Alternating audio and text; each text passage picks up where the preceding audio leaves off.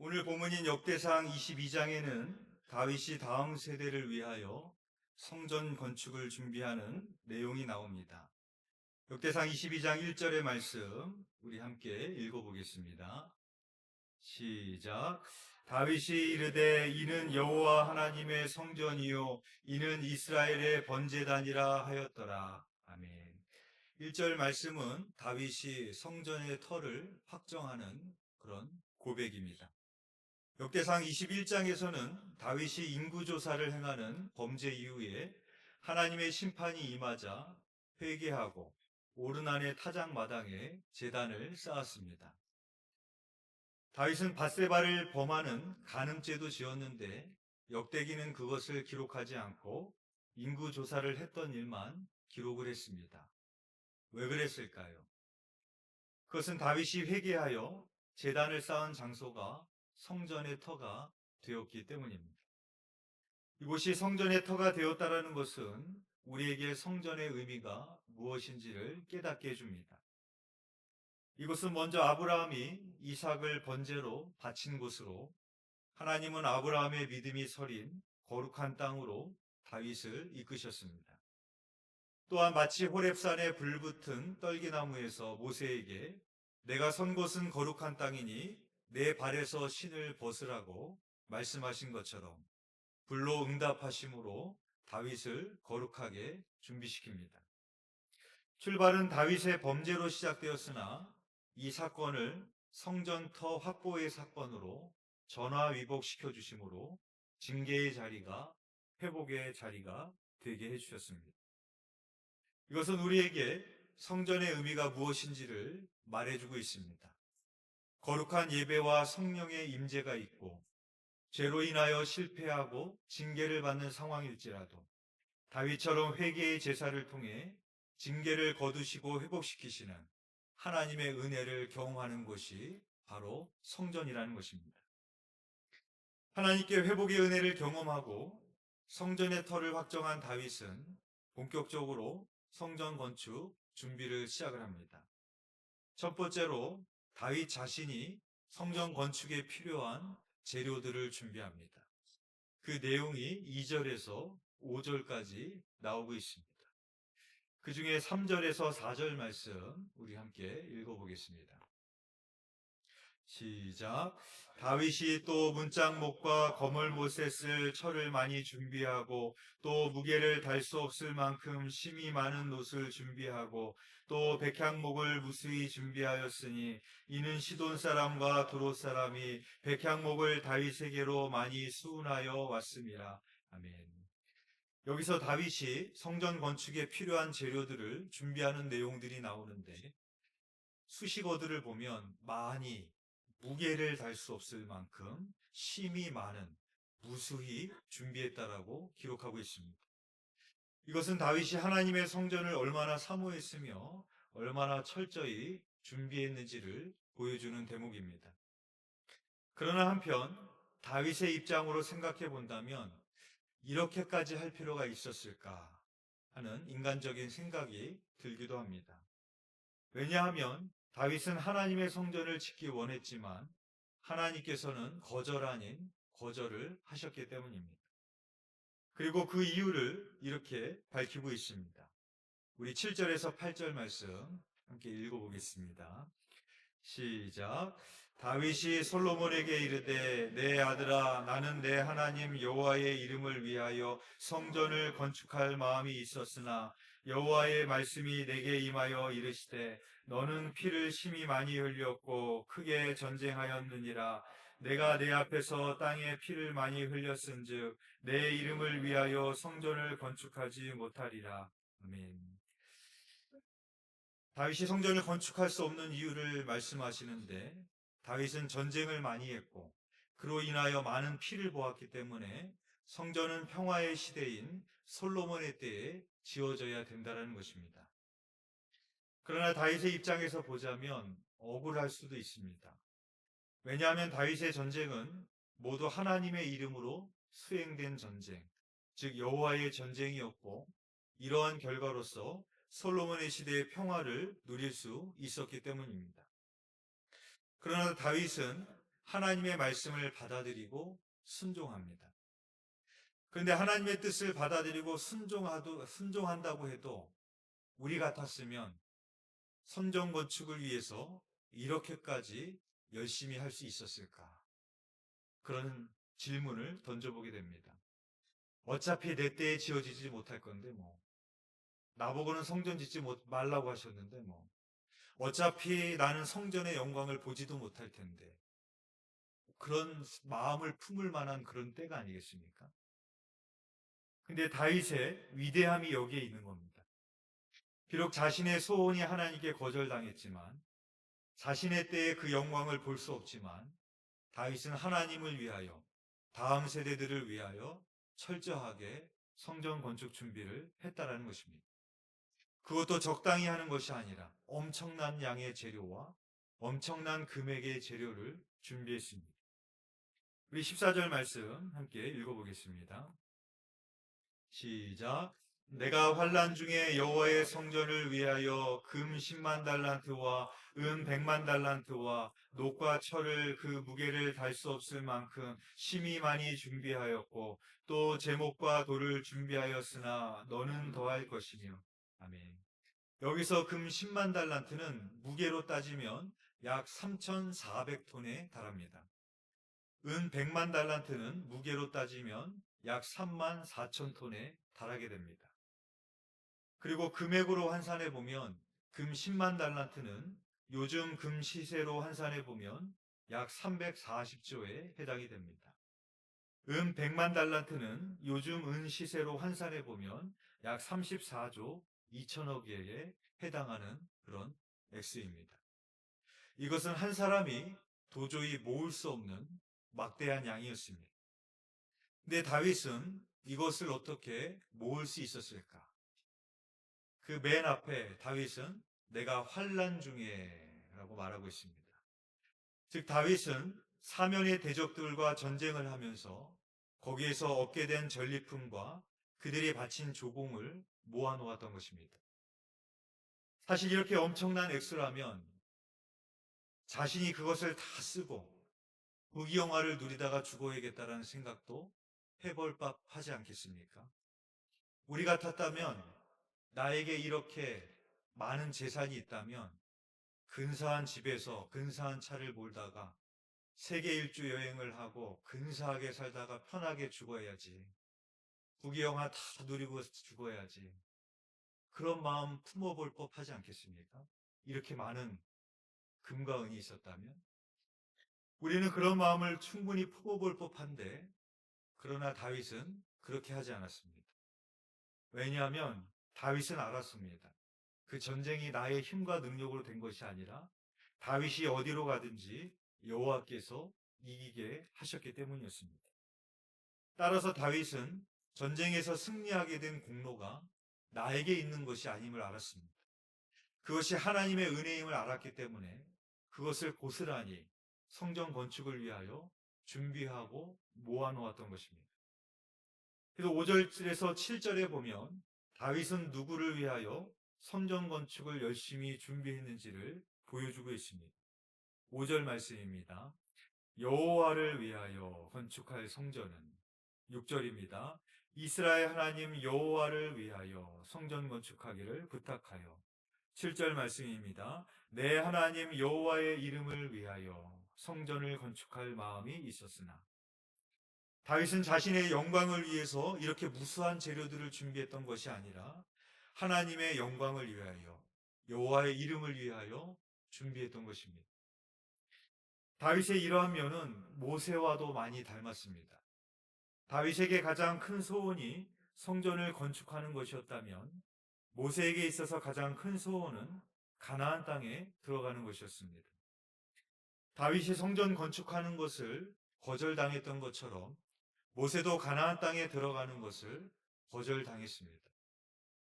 다윗의 입장에서 보면 억울한 측면이 있었던 것처럼 모세도 억울한 측면이 있었을 것입니다.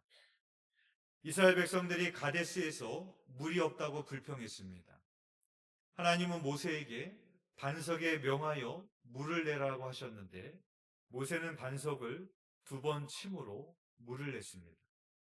다시 말해 모세가 가나안 땅에 들어갈 수 없는 이유는 하나님의 말씀에 불순종하였고 백성들에게 분노 가운데 책망하였기에 하나님의 거룩함을 모독한 사건이었기 때문입니다.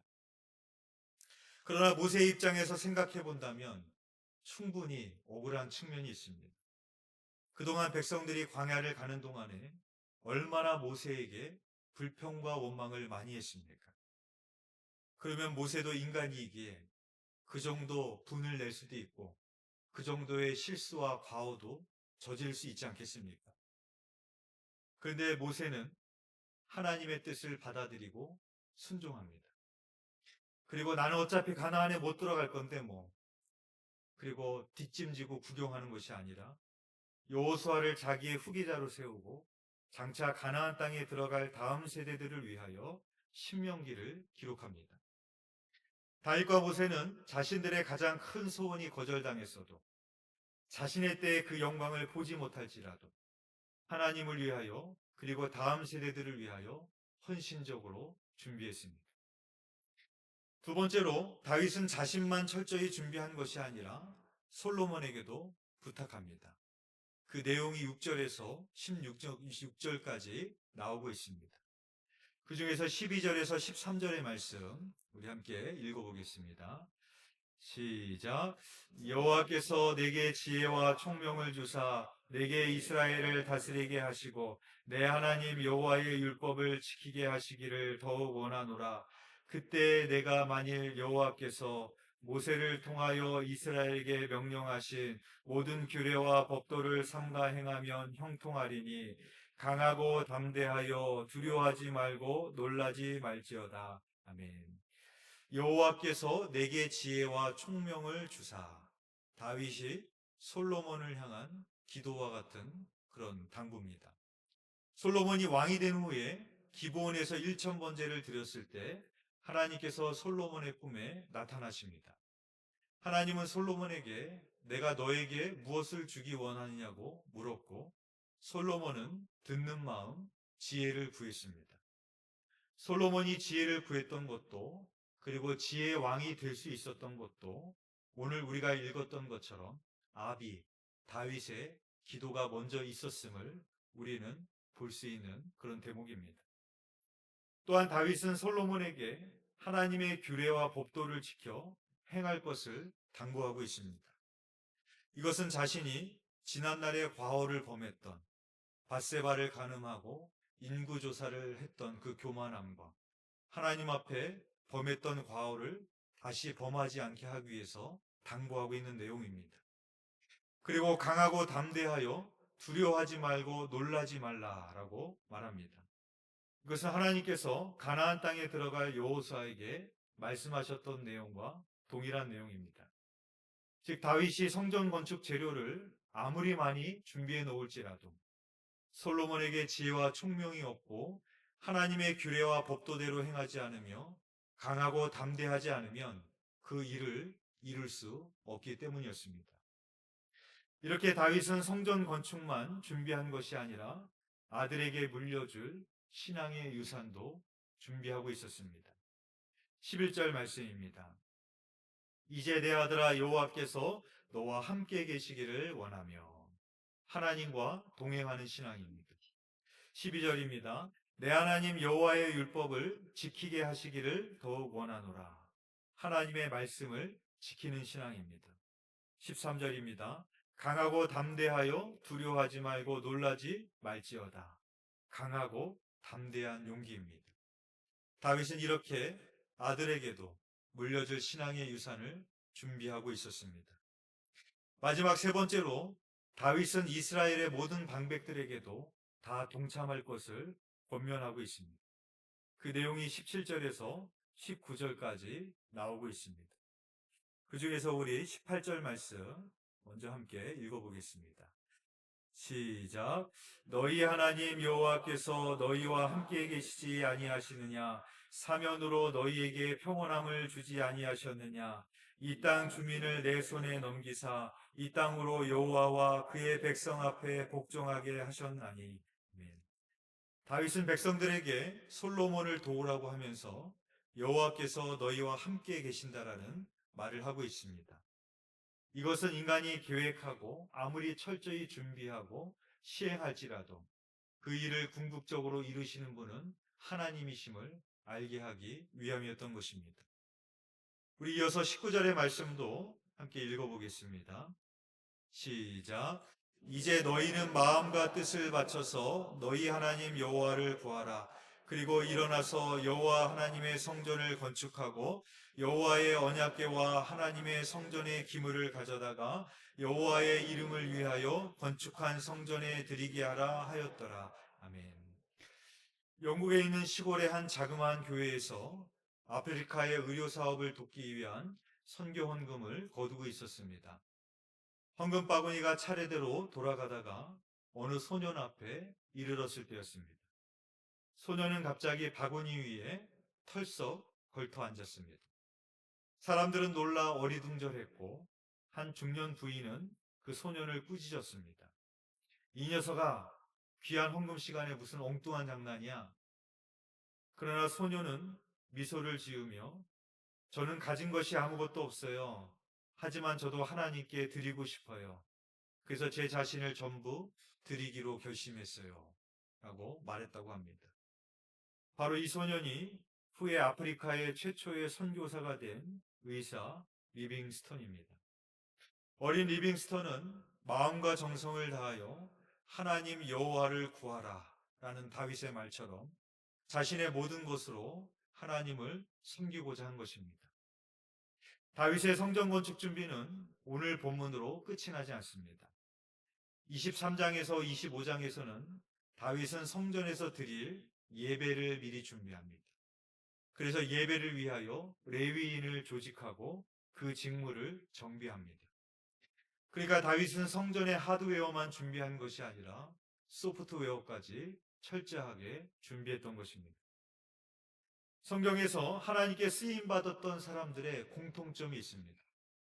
그들이 인생의 마지막에 했던 일들이 동일했다는 겁니다. 오늘 본문에 나오는 다윗이 그랬고 모세가 그랬습니다. 성경에 나오는 그 하나님 앞에 쓰임받았던 사람들, 인생의 마지막에 무엇을 했느냐? 다음 세대를 준비했습니다. 오늘 본문에 나오는 다윗이 그랬고 모세가 그랬습니다. 사도 바울도 마찬가지입니다. 사도행전 이후에 사도 바울의 행적을 보려면 바울 서신을 읽어야 됩니다. 그런데 사도 바울은 바울의 서신을 쓰면서 자신이 세운 교회에 아들과 같은 디모데와 제자들을 보내며 교회를 든든히 세워가고 복음을 위탁받은 자로서 복음에 맡은 자의 사명을 다할 것을 권면하는 서신을 씁니다. 그러니까 사도 바울도 인생의 마지막에 했던 일은 뭐냐? 자기의 제자들과 동역자들을 세워서 자신의 사역을 이어가게 했던 일입니다. 무엇보다 예수님이 그러했습니다. 예수님은 이 땅에서 공생애를 사는 동안에 6월절이 되면 예루살렘으로 올라가셨습니다. 그러나 십자가에서 죽으셔야 되는 마지막 6월절의 전 6월절인 세 번째 6월절에는 가시지 않았습니다. 그때는 예루살렘에 가시지 않고 갈릴리에 머물면서 제자들에게 공을 들이십니다. 예수님도 이 땅에서 마지막 하셨던 일은 자신의 사역을 이어갈 제자들을 훈련시키는 일이었습니다. 목사의 마지막 사역도 후임 목회자를 세우는 일입니다. 이것은 우리의 인생에 마지막에 무엇을 해야 될지, 그리스도인으로 하나님의 백성으로 하나님의 직분을 받은 자로서 우리의 인생의 마지막 사명이 무엇이 되어야 될지 보여주는 자명한 대목입니다. 어린 왕자로 유명한 생텍쥐베리의 말입니다. 만일 당신이 배를 만들고 싶다면 사람들을 불러 모아 목재를 가져오게 하고 일을 지시하고 일감을 나눠주는 따위의 일을 하지 말라. 대신 그들에게 저 넓고 끝없는 바다에 대한 동경심을 키워줘라. 그렇게 말했습니다. 저는 특별히 오늘 이 본문을 우리 교회가 앞으로 희년을 준비하는 마음가짐과 비전으로 여러분들과 함께 공유하기를 원합니다. 이제 우리 교회가 3년 후면 희년 50주년을 맞이하게 됩니다. 지난 50년 동안 함께 해주신 하나님의 은혜를 우리가 돌아봄과 동시에 앞으로의 100년의 역사를 써내려가기 위하여서 우리는 희년을 준비해야 됩니다. 오늘 본문에 나오는 다윗의 신앙처럼 내가 그때의 영광을 보지 못한다고 참여하지 않는 것이 아니라 나에게 허락하신 물질과 재능과 건강과 여러 가지 축복이 하나님의 은혜임을 알았기에 다음 세대들을 위하여 헌신적으로 준비했던 다윗처럼 우리도 희년을 그렇게 준비하고 맞이하기를 원합니다. 다윗은 자신만 준비했던 것이 아니라 아들 솔로몬에게도 이 일을 하라고 말하였고 모든 백성들이 이 일에 참여하라고 말했습니다. 저 역시 여러분들에게 부탁드리는 것은 몇 사람만 희년의 비전을 품고 준비하는 것이 아니라 우리 모두가 다음 세대를 위하여 함께 비전을 품고 준비하시는 저와 여러분이 되시기를 주님의 이름으로 축원드립니다. 기도드리겠습니다. 사랑하는 가 풍성하신 하나님 아버지, 지난 47년 전에 이곳의 성전의 터를 확정하시고 오늘에 이르기까지 많은 영혼들을 구원하시며 우리를 통하여 하나님의 일들을 이뤄가심에 감사와 찬양과 영광을 올려드립니다. 하나님, 벌써 이제 우리 두드림 교회가 희년 50주년을 맞이하게 됩니다. 오늘 우리에게 주시는 말씀을 우리가 하나님의 말씀으로 비전으로 품게 하여 주셔서 우리가 다윗처럼 우리 다음 세대들을 위하여 힘써서 준비하는 저희들이 되기를 원합니다.